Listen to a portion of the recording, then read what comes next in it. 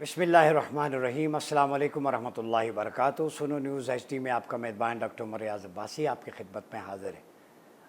नाज़रीन, आज का मौजू चंद सवालात हैं जो आप लोगों ने मुझे भेजे हैं, उनके जवाबात आपके सामने रखूँगा। और मुझे लगता है मौजू जो है वो इस्लामी निज़ाम और निज़ाम खिलाफत यानी इसका क़याम कैसे मुमकिन है पाकिस्तान के अंदर, पूरी दुनिया के अंदर। बड़ा इम्पोर्टेंट सवाल है।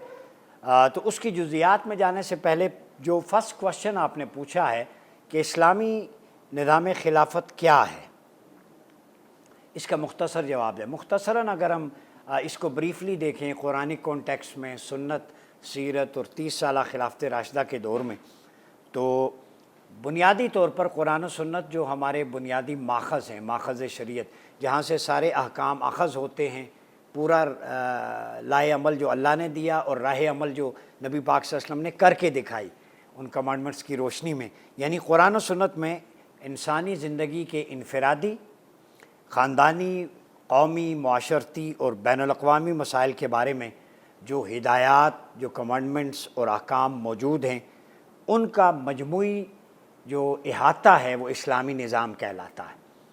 ठीक है। और उनके अमली नफाज को खिलाफा अला मिनहाजिन नबुवा कहते हैं। ठीक है। एक तो है कुरान सुन्नत, एक जो अहकाम हुए उनमें हर चीज़ का हल मौजूद है। ला रत्बिम वला याबिसिन इल्ला फ़ी किताबिम मुबीन, हर खुश्क व तर, मतलब इंसान के इनफरादी जो इश्यूज़ हैं उनसे लेके societal issues, moral ethical issues, economic issues, foreign policy कैसे बनानी है, ट्रेड कैसी होगी, गवर्नेंस कैसी होगी, ठीक है, जस्टिस कैसे होगा, क़ज़ा व अदल कैसे होगी, ये कुरान ने सब बयान कर दिया। फिर उसकी तशरीह और ताबीर आप सल्लल्लाहु अलैहि वसल्लम ने की और फिर मदीने में करके दिखाई सिस्टम की सूरत में, चाहे मीसाक हो, मुआख़ात हो, खुतबा हुज्जतुल विदा हो, सुलह हुदैबिया हो, वो पूरा स्ट्रक्चर करके दिखाया। बातों की हद तक नहीं, बातें हदीस है, फिर सुन्नत और सीरत निज़ाम की सूरत में, और वही फिर आपने स्टक नहीं हुए कि आपके विसाल के बाद आपने ही करके दिखाया। एक लीडरशिप तैयार की 1,24,000 सहाबाए किराम की, वो ट्रांसफ़र हुआ, ट्रांसफ़र ऑफ पावर खिलाफा की सूरत में, जो 30 साल तक प्रैक्टिकली इंस्टीट्यूशन बिल्डिंग की सूरत में बना। तो हम कहते हैं कि उसकी एसेंस, रूह को लें, जो खुलफ़ाए राशिदीन के दौर में, आप सल्लल्लाहु अलैहि वसल्लम के दौर में जो रिफॉर्म्स हुई, वो इदारा जाती रिफॉर्म्स तो करें, मिनिमम तो करके दिखाएं। यह है निज़ाम खिलाफा। फिर बाद लोगों ने कहा इसका मुरवजा तरीक़ेकार क्या होगा इस निज़ाम को लाने का। तो इस्लामी निज़ाम के बारे में एक बात याद रखें, इस्लामी हुकूमत ही नाफिज कर सकती है। गैर इस्लामी लोग जिन्हें इस्लाम की मुबादियात का इल्म नहीं है, वो इस्लामी निज़ाम कैसे नाफिज करेंगे। क्रेडेंशियल्स, जिस सब्जेक्ट के बारे में आपको पता ना हो, वहाँ पे आप उस सब्जेक्ट के अलावा कोई बंदा नहीं बैठाते। मुझे सिंपल सा जवाब है, आपने क्लास में मैथमेटिक्स की क्लास है, सोशल स्टडीज़ का प्रोफेसर नहीं भेजेंगे, सोशल स्टडीज़ की क्लास में मैथ का प्रोफेसर नहीं भेजेंगे। 2-4 मिनट में स्टूडेंट्स उसका कथा छटा निकाल देंगे। सब्जेक्ट स्पेशलिस्ट होता है। इसी तरह इस्लामिक सिस्टम और गवर्नेंस के जो सब्जेक्ट स्पेशलिस्ट हैं, जिन्हें पुराने दौर में असहाबे अल्ल-उक़द कहते हैं, असहाबे राय कहते हैं, आज उन्हें जो है मुशीरान कहते हैं, उलमा, स्कॉलर्स, ठीक है, PhD स्कॉलर्स, मुहक्किकीन, तो उन पर मुश्तमिल एक कंसल्टेटिव काउंसिल हो, वो इस्लामी निज़ाम की जुज़ियात पे बहस करे और फिर उसके नफाज के लिए तजावीज़ दे। हमारे यहाँ उसके लिए इस्लामी नज़रियाती कौंसल एक इदारा है, लेकिन पॉलिटिकल अपॉइंटमेंट, बायसनेस और अनइफेक्टिव उनकी रिकमेंडेशंस को उस तरह से नहीं लिया जाता, इफ़ेक्टिव नहीं है। तो इस तरह का एक इंस्टीट्यूशन हो। इस्लामी हुकूमत के क़याम के लिए सबसे बेहतर और आइडियल तरीक़ाकार जो है वो आप सल्लल्लाहु अलैहि वसल्लम के बाद सहाबाए किराम ने सिद्दीक़ अकबर रज़ियल्लाहु ताला अन्हु को बाहमी मशवरे और बहस व मुबाहसे के बाद इत्तिफ़ाक़ राय से खलीफा मुंतखब किया था। तो इस्तिख़लाफ़ अबू बकर रज़ियल्लाहु ताला अन्हु, जो मुशावरत भी उसमें थी, डिबेट भी था, बहस भी थी, फिर कॉन्सेंसस डेवलप हो गया। ठीक है, ये तरीक़ाकार मुशावरत का है। और बात के खुलफ़ाए राशिदीन के इंतखाब के तरीक़े और सहाबाए किराम की तैयार करदा मुत्तफ़िक़ा सूरतें भी इसकी मुख्तलिफ़ शक्लें, जैसे सैयदना उमर ने 6 रुकनी कमेटी के हवाले फ़ैसला कर दिया था सैयदना उस्मान का, सैयदना अली इनकारी हो गए तो पब्लिक की मेजॉरिटी आपके पास आ गई, नहीं आपको ही बनाएंगे, ठीक है, आप ही हैं। तो इसलिए सिद्दीक़ अकबर के मेरे ख़्याल में इंतखाब वाला तरीका मोस्ट अप्रोप्रिएट है, जिसको अडॉप्ट किया जा सकता है। پھر ماضی میں انسانیت کو درپیش لوگ کہتے ہیں کیا اسلام نے کیا کیا اس نظام نے؟ یاد رکھیں اسلامی نظام کا سب سے بڑا ڈسٹنکشن یہ ہے کہ شخصی حکومت کا طریقہ کار اس میں نہیں ہے، ختم کر کے دستوری حکومت اسلام نے قائم، بنیاد دستور ہے وہ قرآن و سنت ہے۔ یہاں سے تھیوکریسی کا کانسیپٹ، پاپائیت کا ختم ہو جاتا ہے۔ اسلام میں کسی شخص کو جواب دے، ہر شخص جو ہے وہ احتساب کے دائرے میں آتا ہے، کوئی مبرہ نہیں ہے اس سے۔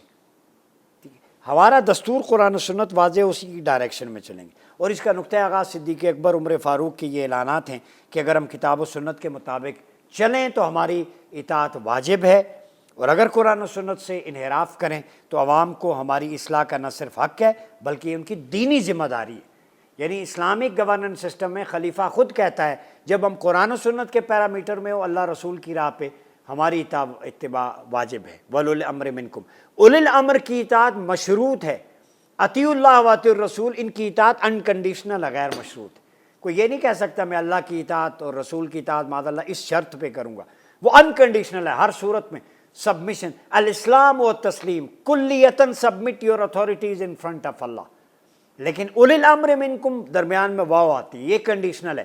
جب تک اولی الامر اللہ رسول کے تابع رہیں گے ان کی اطاعت مینڈیٹری ہے، جب وہ ڈی ٹریک ہو جائیں یا اتار دیں یا ان کی اطاعت واجب نہیں ہے۔ اور یہی فارمولہ صدیق اکبر نے اس آیت کی تشریح اپنے خطابات سے کر کے دیے۔ پھر خلفائے راشدین نے ایک ویلفیئر اسٹیٹ کا نمونہ دیا ہے، اور حکومت کو عوام کی جان مال کی حفاظت کا ذمہ، اس میں بہت ساری مثالیں ہیں، ضروریات زندگی، کفالت، جن کا دنیا آج بھی عمر لاس کی صورت میں اعتراف کر رہی ہے جناب۔ پھر حکمرانوں اور حکام کو سادہ زندگی، سمپل لائف ہے، جس کا ہم کہہ رہے ہیں دیر از نو اسٹیٹس کو ان اسلام، قناعت، غریب عوام کے ساتھ ان کی سطح پر بیٹھنا رہنا، یہ تصور حکومت ہے، ٹھیک ہے۔ اور اس کا جو ایسنس ہے، جو آبجیکٹو ہے اسلامی حکومت کا، کہ سوسائٹی کو اللہ کے ساتھ اس کا تعلق روحانی طور پہ مضبوط کیا جائے، عبد کامل بنایا جائے، اور نمونہ رسول اللہ کی ذات، اور تمام تر عمل اور پالیسیوں کی بنیاد تقوی، خوف خدا، للہیت، لوجہ اللہ، اور آخرت کی جواب دہی یعنی احتساب پر کیا جائے۔ جب آخرت میں بھی احتساب ہوگا تو دنیا میں بھی احتساب ہوگا، تو احتساب برابر ہے۔ یہ اصول وہ ہیں۔ بڑے بڑے مسائل جن کو اسلامی نظام آج کے دور میں حل کر سکتا ہے، آج کی جو مسائل کھڑے کیے گئے ہیں، یقین کریں اسلامی تعلیمات، قرآن و سنت کی دوری اور باغیانہ روش نے آج دنیا کو مادیت میں، فرسٹریشن میں، بے سکونی میں، اضطراب میں، فتنوں میں، فساد میں جکڑ دیے۔ ظہر الفساد فی البر والبحر بما کسبت ایدی، زمین میں جو بھی بگاڑ ہے وہ تمہارے اپنے اعمال کی وجہ سے، انسان نے نیچر کو بگاڑا ہے، اس سے ٹکر لی ہے، ٹھیک ہے۔ تو اللہ کی حاکمیت کی طرف رجوع کرنا، رسول اللہ کے ایٹریبیوٹس کی طرف رجوع کرنے سے دنیا پھر پرامن بن سکتی ہے، اور یہ ماڈل صرف اسلام کے پاس ہے، ٹھیک ہے۔ پھر سیدنا عمر بن عبدالعزیز کو اگر دیکھیں تو انہوں نے سب سے پہلے یہ اسٹیٹس کو، یہ ایٹریبیوٹس جو ہیں غلط تھے، ان کو ختم کیا۔ اسلام میں خلیفہ کا انتخاب سیدنا صدیق اکبر کی طرح عوام کی اجتماعی رائے سے ہوتا ہے۔ بعض لوگوں نے پوچھا عوام کا اعتماد و انتخاب اس کے حق حکمرانی کی بنیاد ہے، وہ اپنی معاونت اور مشاورت کے لیے اہلیت اور صلاحیت رکھنے والے افراد کا انتخاب کریں۔ اہلیت اور صلاحیت دو چیزیں، پبلک ہر کسی کو نہیں چن سکتی، جو اہل ہو، جو جناب صلاحیت ہو، کمپیٹنس، کریڈیبلٹی، انکمپیٹنس نہیں، نان پروفلیگیٹ ہونا چاہیے، بد کردار خائن نہیں ہونا چاہیے۔ یہ فرق ہے اس ووٹ میں اور اسلام کے انتخاب میں۔ یہاں ووٹ میں تو پیسے سے، تھیلے سے، آٹے کے تھیلے سے خریدا جاتا ہے، اسلام میں ایک ووٹ جو ہے نہ تھیلے سے خریدا جا سکتا ہے، نہ پیسے سے، نہ بلا خوف و خطر۔ جو اہل ہے اللہ اور رسول نے پیرامیٹر بتا دیا ہے، ان شرائط کے مطابق پورا اترتا ہے، بلا خوف و خطر اس کو منتخب کرو۔ یہ شفافیت ہے اسلام کی۔ غیر مسلموں کی عزت و آبری اسلام میں جو ہے وہ پروٹیکٹڈ ہے۔ بعض لوگوں نے کہا باعث رحمت ہو تو ملکوں نے کیوں نہیں اڈاپٹ کیا؟ جناب سب سے بڑی وجہ ان کی رولنگ کلاس اور حکمران طبقات ہیں۔ اسلام تو رحمت ہے لیکن رولنگ کلاس جو ہے اور حکمران طبقہ، یہ رکاوٹ ہے۔ جن کی تعلیم و تربیت اسلامی ماحول میں نہیں ہوئی، ان کے مفادات مغرب کے ساتھ وابستہ ہیں، اس لیے نظام اسلام نہیں نافذ ہونے دیتے۔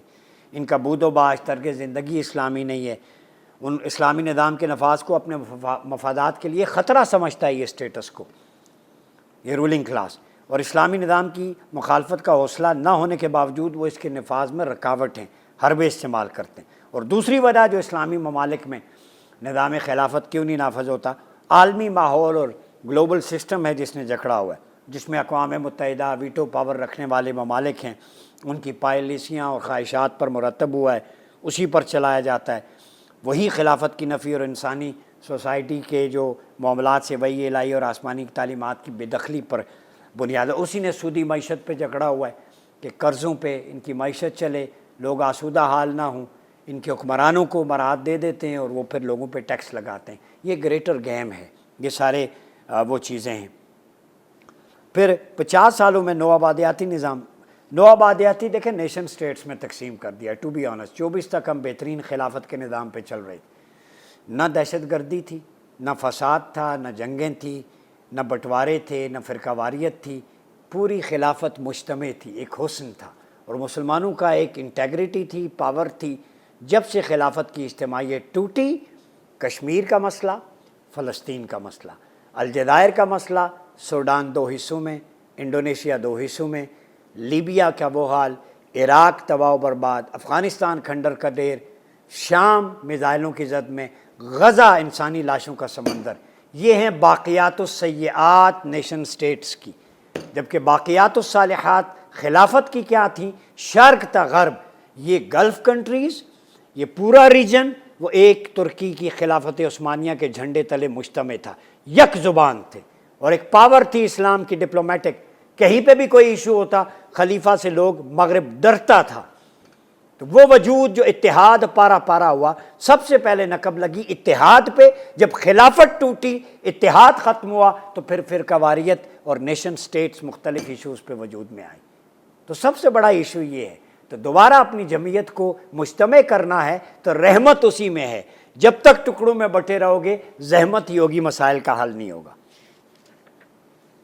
پھر آخر میں ایک دو چیزیں سیدنا عمر بن عبدالعزیز کے حوالے سے، یہ ابو عبید ابن قاسم بن سلام نے اپنی کتاب اموال میں یہ نقل کیا ہے کہ عمر بن عبدالعزیز کے دور خلافت میں عراق کے گورنر عبدالحمید نے ایک خط لکھا کہ زکوٰۃ میں صوبے میں زکوٰۃ و عشر اور دیگر محصولات کی وصولی کے بعد پورے سال کا خرچہ اور بجٹ پورا کر کے کچھ رقم بچ گئی ہے، زکوٰۃ کی وصولی سب کچھ خرچ ہو گیا ہے، تو ہم اس پہ کیا کریں؟ عمر بن عبدالعزیز نے جواب دیا، سروے کراؤ تمہارے صوبے میں جو لوگ اپنا جو ہے وہ مقروض ہیں، قرض نہیں ادا کر سکتے، اس رقم سے ان کا قرضہ ادا کرو۔ گورنر نے جواب دیا، یہ کام پہلے ہی کر چکا ہوں۔ اندازہ لگائیں، ایسے گورنر ہوتے ہیں۔ پھر لکھا، جن نابالغ لڑکیوں، بالغ لڑکیوں اور لڑکوں کی شادی کے اخراجات نہیں ہیں، ان کی شادیوں میں یہ رقم استعمال کرو۔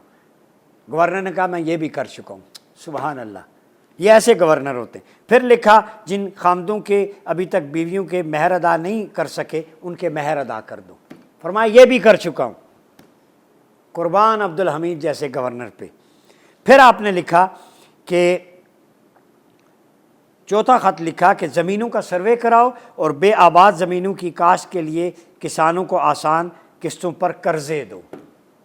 آخری حل یہ رہ گیا تھا، بے آباد بنجر زمینوں، یہ ٹاؤن پلاننگ ہوتی ہے، بنجر زمینوں کو کیسے آباد کیا جائے۔ بیت المال اتنا ذخیرہ تھا سیدنا عمر بن عبدالعزیز کے زور میں کہ نابالغ بچوں کی شادی بھی ہو چکی تھی، مہر بھی ادا ہو چکے تھے، قرضے کسی نے نہیں دینے تھے۔ اندازہ لگائے، صرف بے آباد کچھ زمینیں تھیں، جو پیسہ بچ گیا وہ لوگوں کو دیا کہ یہ آسان قسطوں پہ قرضے ہیں اور زمینوں کو آباد کرو۔ یہ ہوتی ہے ریاست کی پلاننگ، یہ ہے خلافت کی ایسنس، جس کو ہم پاکستان میں لاگو کرنا چاہتے ہیں تاکہ اسلامک ویلفیئر اسٹیٹ کا ماڈل بنے۔ اور بحمدہ تعالیٰ سعد نذیر صاحب چیئرمین تکمیل پاکستان کی قیادت میں وہ ایک کتاب بھی چھپ چکی ہے، خلافت کا سٹرکچر، وہ خود بھی آپ کے سامنے بیان کر چکے ہیں۔ یہ چیزیں پڑھا کریں۔ یہ نوٹس ہائی لائٹ کرنے کا مقصد ہے کہ آپ اسی نظام کی طرف آئیں. بار بار ہم کہتے رہیں گے اسی میں برکت ہے. خلافت ہوگی تو امہ کی بقا ہے, امہ کی ڈگنیٹی ہے, انٹیگریٹی ہے, ساورینٹی ہے, حریت فکر ہے. مسلمانوں کی جان, مال, عزت و آبرو کی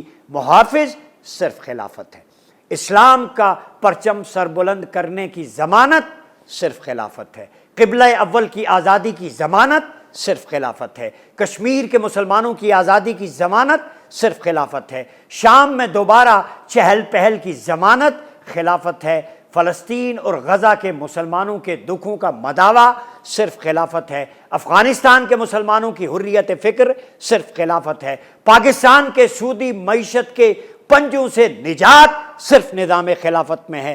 آئیں اس نظام خلافت کے جھنڈے تلے اکٹھے ہو جائیں, اپنا قبلہ و کعبہ بیت اللہ کو بنا لیں, اپنی فورن پالیسی وہاں پہ طے ہو, اپنی دفاعی پالیسی کا مرکز پاکستان کو بنا لیں. انشاءاللہ پھر دیکھیں کہ دنیا میں سبز ہلالی پرچم خلافت کا پرچم کس طرح لہراتا ہے.